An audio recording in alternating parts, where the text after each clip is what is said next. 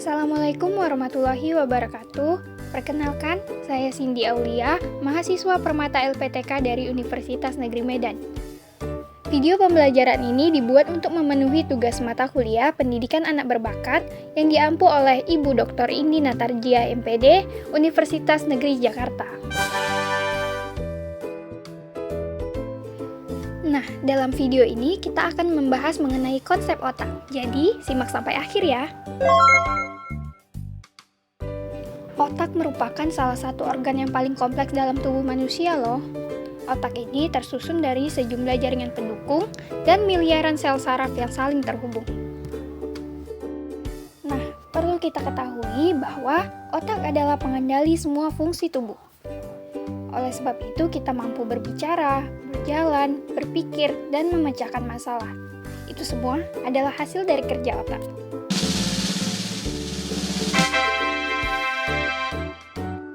Yuk kenali bagian-bagian otak dan fungsinya. Tahukah teman-teman bahwa otak manusia memiliki 3 bagian utama? 3 bagian otak itu adalah otak besar, otak kecil, dan batang otak.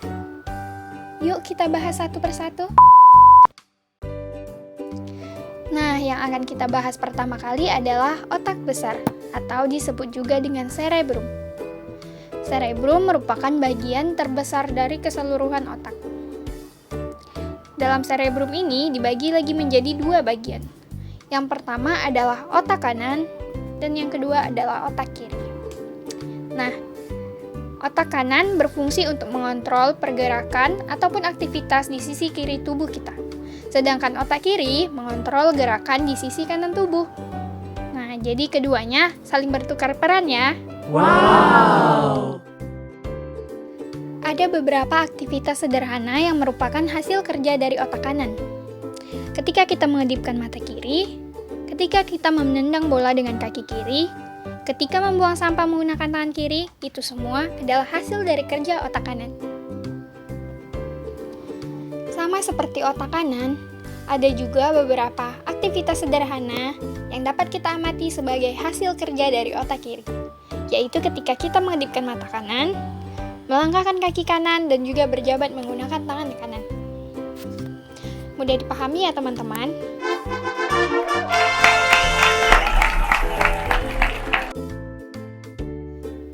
Bagian kedua yang akan kita bahas adalah otak kecil atau cerebellum. Nah, bagian otak ini bertanggung jawab dalam mengendalikan gerakan, menjaga keseimbangan, serta mengatur posisi dan koordinasi gerakan tubuh kita. Peran kedua adalah dalam mengendalikan gerakan halus seperti menulis ataupun melukis.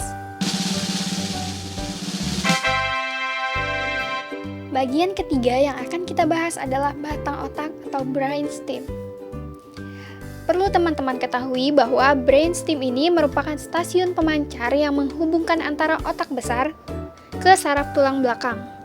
Di sini pula terjadinya pengiriman dan penerimaan pesan antara berbagai bagian tubuh dan juga otak.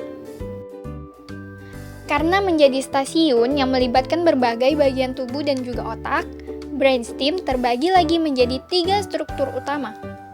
Yang pertama adalah otak tengah, sebagai pusat pengatur gerakan otot mata. Yang kedua disebut pons. Nah, pons ini bekerja untuk mengkoordinasi gerakan mata dan juga otot wajah, pendengaran, serta mengontrol keseimbangan. Struktur ketiga disebut dengan medula oblongata. Ia berfungsi untuk mengendalikan beberapa fungsi dari sistem tubuh, seperti pernapasan, pencernaan, detak jantung, dan juga aktivitas saat kita menelan.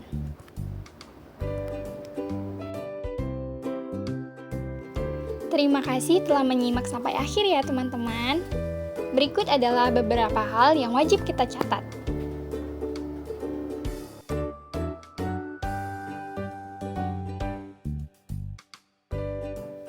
Semoga pembahasan kita kali ini bermanfaat ya.